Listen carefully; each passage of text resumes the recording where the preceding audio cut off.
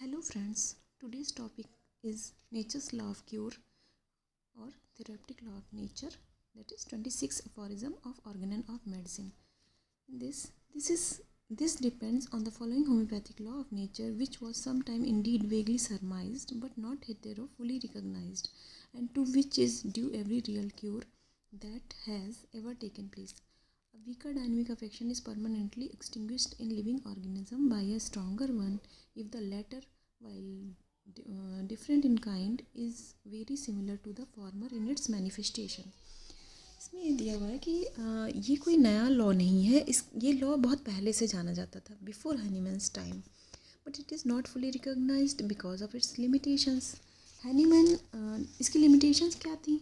Limitation यही थी कि एक डिजीज़ दूसरी डिजीज़ से क्योर करने के लिए नहीं यूज़ की जा सकती है, क्योंकि अगर वीकर डिजीज़ को हम स्ट्रॉन्गर से क्योर करेंगे तो स्ट्रॉन्गर डिजीज़ से मतलब पर्सन बीमार हो जाएगा, वो तो और ज़्यादा बीमार हो जाएगा.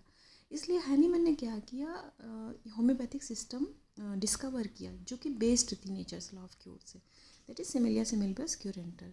This law of nature was well known to many physicians of ancient time, but they couldn't employ this law universally because of its limitations. Hahnemann ने क्या किया, इसको मोल्ड कर दिया. Hahnemann moulded successfully mould and applied it in curing disease. इनको Hahnemann ने क्या change किया इसमें, सिमिलिया सिमिलबस क्यूरेंटर टू सिमिलिया सिमिलबस क्यूरेंटर. मीन्स इनमें क्यूरेंटर की स्पेलिंग दोनों में अलग है. CURANDUR से इन्होंने चेंज किया CURENTUR. मतलब ये नेचर्स लॉ ऑफ क्योर से इन्होंने होम्योपैथिक लॉ ऑफ क्योर को चेंज कर दिया.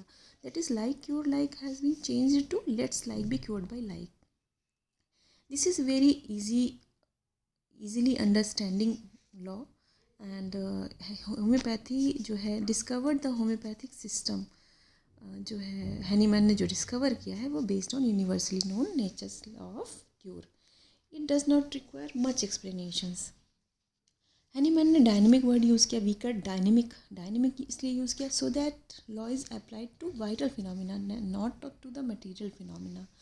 और इसके बाद इसमें लिखा है कि वाइल डिफरेंट इन काइंड से मतलब ये है कि जैसे स्मॉल पॉक्स है, चिकन पॉक्स है, दोनों के वायरसेस अलग अलग है. स्मॉल पॉक्स वेरियोला वायरस से होगा, चिकन पॉक्स वेरिसेला जोस्टर से होगा, बट दोनों के मैनिफेस्टेशंस लिखा है ना इसमें कि very similar to the former in its manifestation. इनके मैनिफेस्टेशन सिमिलर होंगे, फीवर होगा, इरप्शन होगा.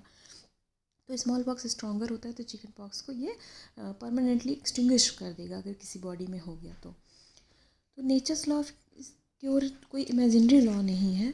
जैसे हम एक जनरल लाइफ में एग्जांपल, लाइट ऑफ लैम्प है और सनलाइट है. अगर हम लैम्प को बाहर रखते हैं, सन में, धूप में रखते हैं, तो हमें दिखाई नहीं देती उसकी लाइट, क्योंकि सनलाइट इज़ स्ट्रॉन्गर.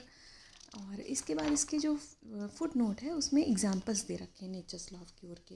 सबसे पहला एग्जांपल जुपिटर एंड सन का दे रखा है कि जुपिटर हमें रात में दिखाई देता है and but in day it become invisible because of the stronger sunlight. This happen because stronger similar power of the sun acted on optic nerve. दोनों का एक्शन किस पे है? ऑप्टिक नर्व पे है. फिर दूसरा एग्जांपल है फेटिड ओडर एंड स्नफ का, कि फेटिड ओडर की जो रिमूव हो जाएगी बाय द स्नफ. दोनों का एक्शन ऑल्फैक्टरी नर्व पे है. फिर आगे लिखा है no music no sugar cake which act on the nerve of the other senses can cure this olfactory disgust. कोई शुगर केक, कोई केक हम मुंह से खाएंगे, म्यूज़िक हम कान से सुनेंगे, कि इसका एक्शन जो है ऑल्फैक्टरी नर्व पे नहीं है, इसलिए इसका कोई इफ़ेक्ट नहीं आएगा. क्यों? और इसको मतलब कोई स्मेल है दूसरी स्मेल से ही जाएगी, ना कि जो है शुगर केक और म्यूज़िक से. फिर है इसके आगे कि crying of soldier is muffled bye strong sound of the beaten drum. फिर ये मोरल प्लेन पे भी एक्ट करती है, जैसे कि sorrow will be disappear from mind by greater cause of sorrow happen to another person. और ये मोरल रेमेडी की तरह भी काम करती है. फुट नोट 17 में दिया हुआ है ये. means when a suffering person compare his suffering with another person's who has similar but more suffering than him, he gets a sign of relief. And आप जनरल लाइफ में एग्जांपल देख लो, हम अगर बहुत दुखी हैं, फिर हमने किसी और का दुख देख लिया जो उससे बड़ा है, तो हमें थोड़ा सा रिलीफ मिलता है. तो और इसका फिर नेक्स्ट एग्जांपल दे रखा है, injurious effect of great Joy. Great Joy की वजह से जो इंजरियस इफेक्ट होता है उसको हम किससे रिमूव करेंगे? कॉफ़ी से। कॉफ़ी से, क्योंकि एक्सेसिव जॉय प्रोड्यूस होगा। तो ग्रेट जॉय जो इफ़ेक्ट है वो एक्सटिंग्विश हो जाएगा बाय एक्सेसिव जॉय। वो किससे प्रोड्यूस होगा? कॉफ़ी से। इसके बाद लास्ट में दे रखा है कि जर्मन जैसे जो कंट्रीज़ थे वो सदियों तक जो है वेस्टर्न कंकर्स से बिल्कुल धूल में मिला दिए गए थे।